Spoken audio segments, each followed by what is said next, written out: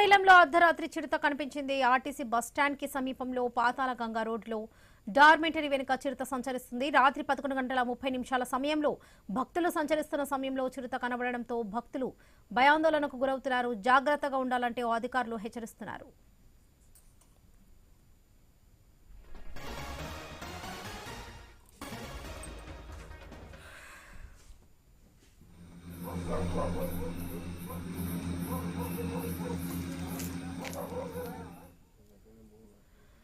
శ్రీశైలంలో అర్ధరాత్రి చిరుత కనిపించింది. ఆర్టీసీ బస్టాండ్ కి సమీపంలో పాతాళ గంగా రోడ్డులో డార్మెంటరీ వెనుక చిరుత సంచరిస్తుంది. రాత్రి 11:30 సమయంలో భక్తులు సంచరిస్తున్న సమయంలో చిరుత కనబడడంతో భక్తులు భయాందోళనకు గురవుతున్నారు.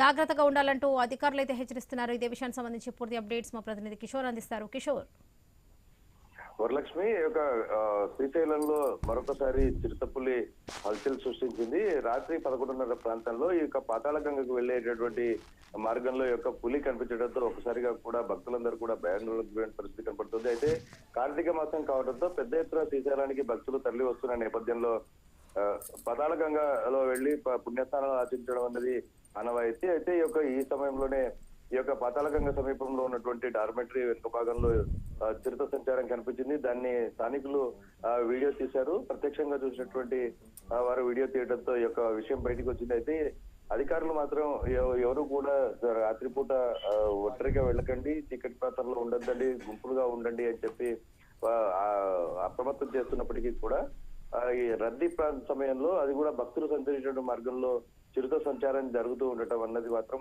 భక్తులకు భయాందోళన కలిగిస్తున్న అంశంగా చూడాలి. ఎందుకంటే తెల్లవారుజామున 3 నుంచి 4 గంటల ప్రాంతం నుంచే కూడా పాతాళ గంగలో పుణ్యస్నానాలు చేయడానికి భక్తులు పెద్ద ఎత్తున వెళ్తూ ఉంటారు. ఆ మార్గంగా కరెక్ట్ గా అదే మార్గంలోనే ఒక చిరుతపులి సంచారం కొనసాగుతూ ఉండటం ప్రస్తుతం అయితే ఆందోళన కలిగించే అంశంగా చెప్పాలి. ఎప్పుడు ఏం జరుగుతున్నది మాత్రం భక్తుల్లో భయాందోళన నెలకొన్న నేపథ్యం కనపడుతుంది. అయితే ఇటు ఫారెస్ట్ అధికారులు మాత్రం భక్తులు అప్రమత్తంగా ఉండాలి, చిరుత గుర్తించే ప్రయత్నాలు చేస్తామని చెప్తున్నట్లుగా మనకు సమాచారం అందుతుంది. ఏది ఏమైనప్పటికీ కూడా ఇటీవల శ్రీశైలంలో చిరుతపులి సంచారం అన్నది అధికంగా కనిపించడం అన్నది గమనించాల్సిన అంశం. దీనికి సంబంధించి అటవీ శాఖ అధికారులు ఎలాంటి చర్యలు తీసుకుంటారన్నది మాత్రం వేచి చూడాల్సిన అంశంగా మనం భావించాలి.